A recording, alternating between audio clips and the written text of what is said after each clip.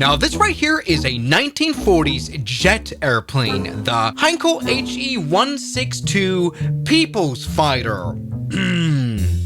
Yeah. Now, although it flew for only 5 months until it was retired, I don't know why. It was a very special plane because it was one of the first jet planes to be ever made with a BMW 003 engine. It was the first jet engine to ever be mass produced. 3,500 of these were built. It's kind of like Adam and Eve of jet engines, kind of, because the Japanese used it for building their own jet engines as well as the Soviet Union. And well, right next to the BMW 003 stands the most modern engine that you can find flying around today. The CFM LEAP engine. You can see this engine, for example, on the 737 MAX. Well, the throne of the most modern jet engine will be taken over by the GE NX engine when it actually, becomes flying on a commercial airliner for the first time. Other than that, there are loads of differences between the two engines, of course. Almost over 80 years of difference. But I wonder, can we power a 737 with an engine that would normally like this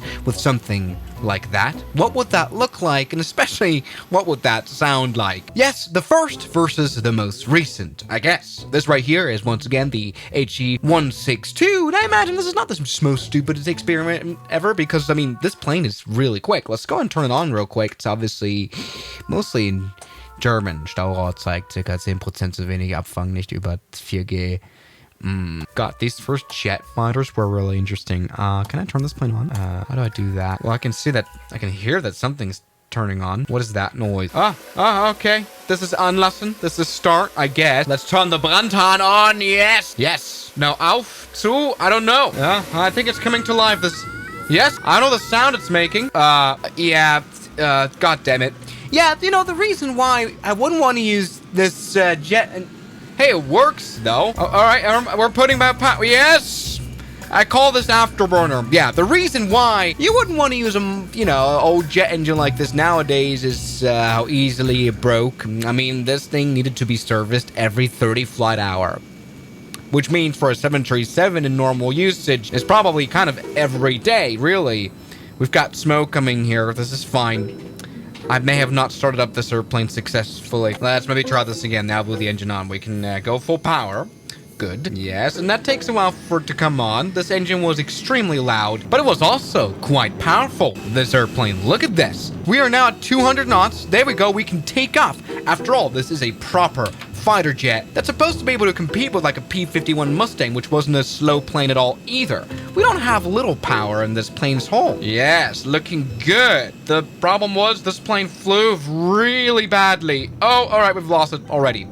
Yeah, all right, all fine. Oh, there we go. We've actually survived this for some reason. We kind of broke off the flaps. But look at this. Definitely not an easy fighter jet to fly at all, which is bad because fighter jets are designed to be able to be easy to fly. It's not really the case here, but that's fine. We don't care about all this. I don't care about you being able to shoot your gun. No, that's a flare. All that I want to see is this thing on a modern jet airliner and see what has changed. A lot. And so everybody, here it is. The 737 with a BMW 003 engine. Well, 2 of them. Now, one good thing is that they use a bit less fuel. If we fully brim up the tank, we can fly for 20 hours. But the thing is, this engine probably develops 30 times less power than the normal 737 engines. So it's not really that good of a deal. These engines still used way too much fuel. And let's just see if we can turn them on at all. Okay, after a little bit of fiddling, we can definitely hear an engine turning on. And we can definitely hear it from the outside. This thing would be extremely loud. But it wouldn't deliver much power, probably. But all right, let's go ahead and take off. Give full power into the BMW 003 engines. As you can see, this works. This is fine. Let's hope the compressor doesn't stall again and the engine ends up in flames, which apparently happened a lot on this engine. After all, it just isn't a good engine. Here in this instruction of the Heinkel plane, it says, don't fly too slow with full power because the BMW 003 compressor may stall and result in engine fire. What? Nope, these were not really made for flying people around. Anyway, we're giving full power. 17,000. No, that's 1,700 pounds of thrust. This plane normally has 30,000. And that obviously doesn't work. So we're going to add a few more. Quite a lot. Probably quite a lot more, to be honest. How about 6 of these engines, which would be so Probably, like, deafeningly loud. I don't even want to imagine. Anyway, we have now 6 times the power of the Heinkel 162. So let's go full power. And now we have the problem that once we actually want to supply this engine with sufficient power, that our flight time goes down quite a lot to only 5 hours maximum. And I don't even want to imagine what the fuel usage will be once we actually make this airplane reach its full potential. There we go. We're starting to be able to taxi here with the first jet engine ever to start. Hey, we're starting to gain speed. You know, this is good. This is good. Now we are rolling down one of the longest runways in the world, probably. This is Dubai Airport. We're now half the runway down, and the speed now is 60 knots. And the problem is, it seems like we've reached kind of a V max right here. Ground speed 60 knots. That is, I mean, that's enough we'd be able to power maybe a truck to start. Yeah, we definitely need more engines. More of those. More engines. No trouble for me, though. Okay, then. How about 5 engines per wing? 10 engines right here. Yeah, that's 5 engines. Good. Now, we are in the dire situation of having less and less. Now, this is kind of the flight time performance you'd see on the normal 737 MAX. So, it's not looking good. It's not looking good power-wise either, I reckon. Let's go full power right there into all of those engines. And they all provide a lot of sound. That's great. And let's release the brakes. I reckon this airplane won't be really powerful either, will it? There we go. Hey, but this looks like proper acceleration now for a start. Hey, look at that. 112 knots as we roll down the runway. We might be able to get airborne. Oh, wow, we had the flaps out. Maybe that's the reason why. Let's go take off, which isn't not really working, is it? Okay, there we go. That's a bit of a problem. This plane probably needs 10 more of these engines to properly fly. No trouble for me, though. Yeah, maybe the first ever jet engine needs 20 pieces to be able to compete with the most modern jet engine.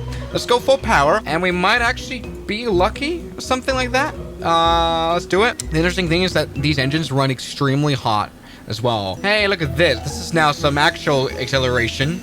Now, even though we have 20 engines here, we're not looking at a lot of power as well. Nor a lot of flight time. This thing can do maybe 50 minutes max, and we're pretty heavy already. We've built the worst ever airliner in the world. That is great. But we can now actually accelerate and probably fly. Let's put the flaps to proper flying degrees. Okay, let's go take off. Yes! Little tail strike there. We have built a very low performing jet, but we are able to take off. Now, we would definitely need like 100 of these to power the 777, the GE9X. So that's a great number.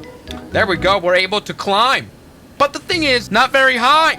800 feet. We can turn on the autopilot.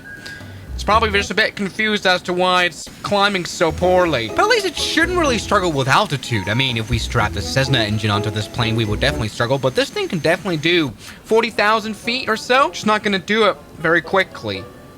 We're at 150 knots. And I really wouldn't like to climb anymore. And while these engines are rubbish at landing as well, because they don't have reverse thrust at all, of course. Reverse thrust really was only a thing when jet airliners started coming along, like 15 years later, the 707, for example. Now, we are definitely pulling... This looks like weapons, by the way. Great, let's go ahead and try landing down here, which probably isn't going to be very special, once again. No thrust reverse. Hey, but at least this is work and the engines aren't on fire yet. It's just that after this flight cycle, we would have to service the engines because they're probably broken. How far has technology come? But especially how quickly did it develop from 1940 when this thing came along and it really wasn't airliner suitable to like, what, 15 years later or so when the first jet airliners properly flew. Actually, quite crazy of a rate. Let's go ahead and land this airplane. We definitely need quite a lot of power still even on approach, because otherwise we would lose speed way too quickly. Oh, hey, but at least a bird strike won't hurt us. Let's go ahead and land. Yes, beautiful. Or something like that. Great. So now with only the wheel brakes and the speed brakes, we're stopping a big airliner. Great. That is working. So everybody, the first versus the latest. Thank you guys so much for watching this video, and I'll see you guys tomorrow as always. Good night. The special thanks goes out to my members, my supporters, Guns Killer, R27, James Duram, that dude, Anime Gods of Gaming, Derek, Insider Plane, Nishijutsu Finder, Professional Jamal, Ryland Williams, and New the York. You've got beautiful names.